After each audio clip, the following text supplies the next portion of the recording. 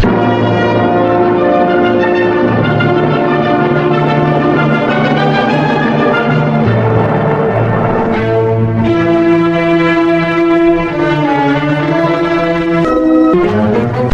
semuanya, apa kabar? Pastinya kabar baik, bukan? Bersama saya Romeo Dirk Junior di channel yang spesial membahas tentang video-video apologet Kristen dan video-video kesaksian Kristen yang berasal dari sumber-sumber data yang terpercaya dan valid. Video ini bertujuan hanya ingin mengedukasi penonton tentang apa yang dibahas sesuai judul video. Ya, saudara sekalian, untuk lebih jelasnya silakan menonton video berikut ini sampai selesai sehingga Anda bisa paham dan mengerti apa yang dibahas. Jangan lupa tinggalkan pendapat Anda di kolom komentar. Selamat menonton. Terima kasih. God bless you.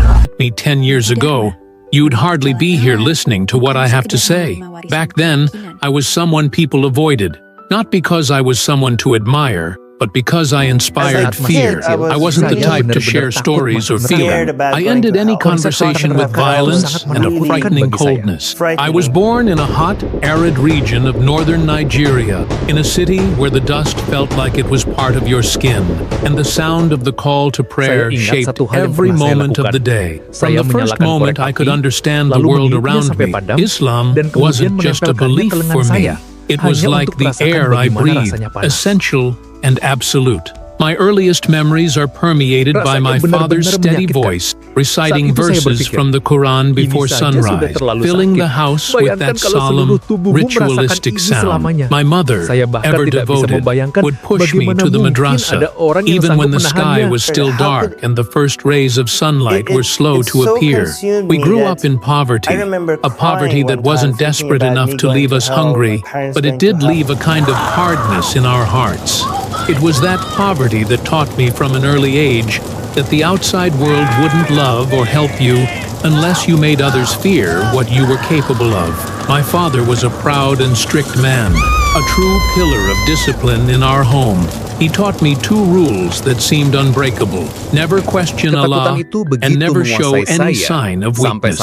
If I cried, no matter how small, his gaze would turn cold and cutting, as if I had committed an unforgivable mistake. Harden your heart, Khaled, he would say. A man's tears are for Allah and him alone in secret. I grew up memorizing surahs before I could even write my own name, and the imam at our mosque would look at me with hope, telling me I was destined for great things. I thought great meant holy, pure, an example of faith, but over time, I learned it could also mean something much darker and more frightening. When I turned 16, war began to invade our daily lives like a silent, lethal shadow. The name Boko Haram ceased to be a whispered rumor and became a real, terrifying presence. They arrived like men on motorcycles, armed, shouting Allahu Akbar, as they left behind clouds of smoke and destruction. My friends were afraid, but I saw something different. I saw power. They commanded respect and obedience with nothing more than a menacing glare and a raised rifle. The first recruiter I met placed a firm hand on my shoulder and asked, "Young man, do you want to be a lion or a sheep?" In that moment, at 16, I knew my answer. My father tried to resist, but it wasn't out of fear of what might happen to me. It was fear of losing control, of seeing the son he knew disappear. When the imam at the local mosque spoke to him about the importance of defending Islam and purifying our land, his resistance shattered like glass. That Friday afternoon, after the Juma prayer, I was taken to a camp hidden in the bush, far from everything I knew. It was there, on that day, that the boy Khalid died forever, and the warrior Khed was born. We were trained to obey without question, to transform faith into a weapon, and obedience into blind strength. They placed a rifle in my hands before even teaching me to aim properly, telling me that faith, if not directed, could turn against you.